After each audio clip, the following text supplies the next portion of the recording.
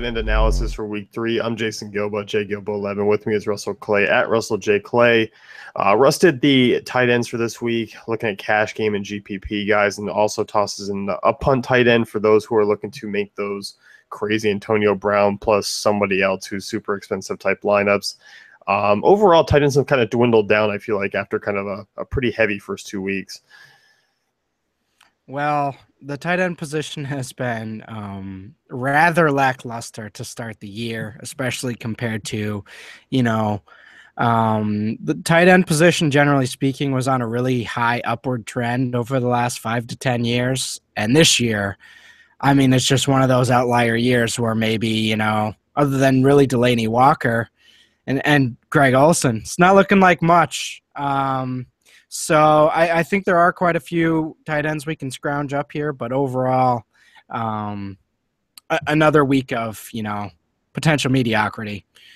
Yeah, it definitely could be. I mean, I think if you've been using guys, Jordan Reed hasn't really, gone off the deep end and had a big game yet. We've seen Fleener.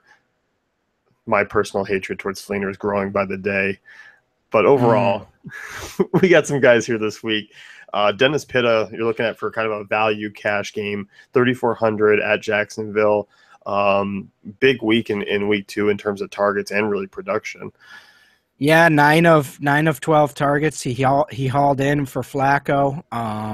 This is the type of role they envisioned him having, 3 years ago before all the hip injuries. So I certainly think this is viable, at least for the short term. As far as long term, it's tough to decipher, but I think as of now, when they're still searching for legit passing options in this offense, I think he's going to be a guy that is a great dump down option. It's surprising to see his name in a cash game sense, but I just think at his price, it's pretty simple. Especially as you mentioned, I want Antonio Brown in my lineups. I want some of these high-priced wide receivers this week that haven't been hitting. I think that's a great value area this week that in terms of ownership percentage. So Dennis Pitta is going to be one of my main guys this week. Yeah, I definitely like him quite a bit. And when you look to pay up in cash games, if you have that extra little bump there of 1,600, you like Delaney Walker at 5K. Yeah, Delaney Walker. He had 1 week scare. All of us owners out there who had him, we were a little scared. Season-long shares look pretty solid, though. Walker, right back to, 8 catches, 80 yards, and a touchdown.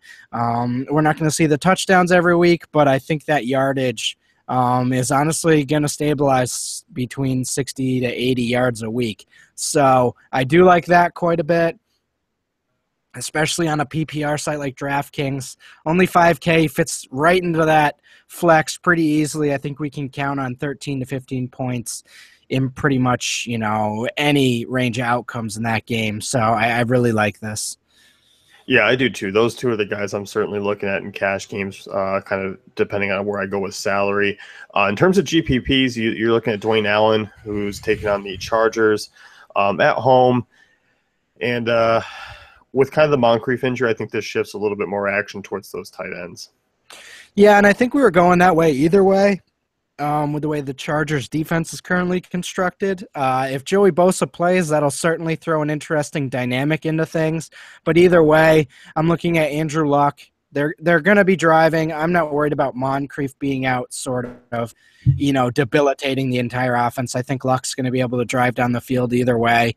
I think there's going to be 300 to 350 passing yards from Luck and 2 to 3 touchdowns. So if that is the case, then I have to be on some of these tight ends here, especially Dwayne Allen. I love Jack Doyle as well.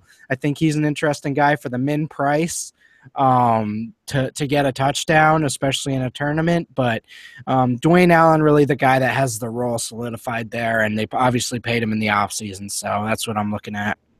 Yeah, I definitely am too. I think he's a viable GPP option. I do like his price here over on DraftKings at 4K. Much more easier than I believe he's around 62 or 6K over on FanDuel, so I definitely like the price here. Jordan Reed you're looking at in tournaments at 6,500. What is about him that kind of makes him a GPP play? Because this is the first time I think you and I both have him in GPPs. We usually have him in cash. He hasn't performed up to the standards that his price tag has cost. I think people have noticed that. Kirk Cousins has thrown 2 red zone interceptions already. People are getting worried about that. I just think in general, people are going to be off Redskins players this week, which I kind of like.